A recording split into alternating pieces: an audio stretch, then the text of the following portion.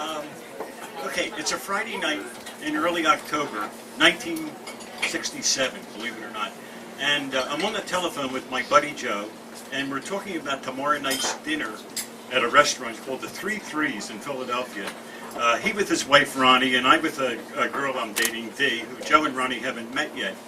And in the midst of the conversation, I confide to Joe that my wardrobe is really depleted, and I'm low on cash, and Joe offers to lend me one of his suits. So I hop in my car and I zip over to Joe's and Ronnie's apartment, and I try on his navy blue summer suit. Louder. And it fits perfectly, and I'm delighted, and I go out into the living room and I show Joe and Ronnie the suit, and they say, "Yeah, John, that really looks great on you." And Joe kind of looks at the suit and he says, "You know, I have a tie that would go really great with that."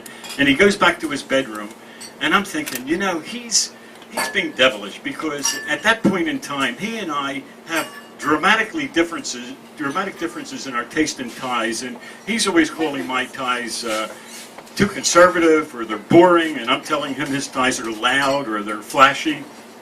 But in this case, I'm feeling beholden to him.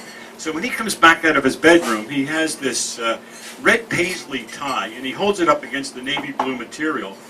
And I say, "Okay, Joe, I'll borrow it." And then I get an afterthought, and I say, "But wait a minute, if I'm going to borrow one of your ties, the least I can do would be to lend you one of mine.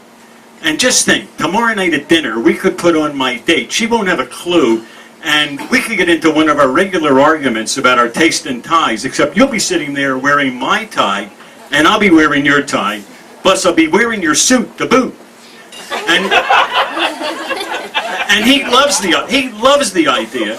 And his wife Ronnie, who's taking this all in, she says she'll go along with it. She'll play along.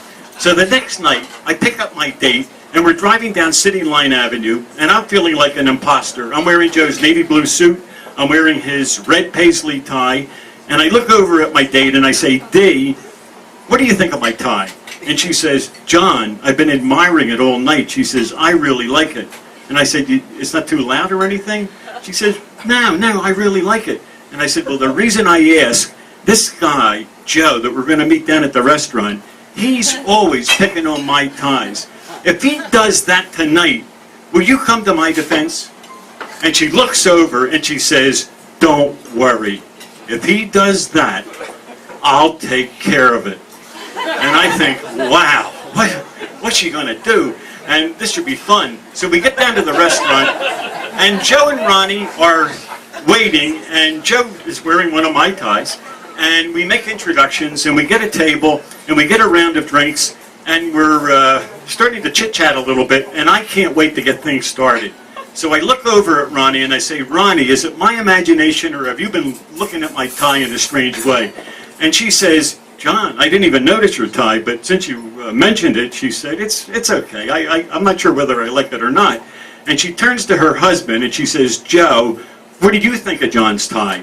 And I think Joe's about to answer, except he interrupts himself and he looks over at my date Dee, and he says, "Dee, we got to let you in on something." He said, "John and I are always getting into a thing about our taste in ties, and before we get started, I'm curious, what do you think of John's tie?" And she looks over and takes the tie in her left hand, caresses it in her right hand, and she says, "I happen to like it a lot. I bought it for him."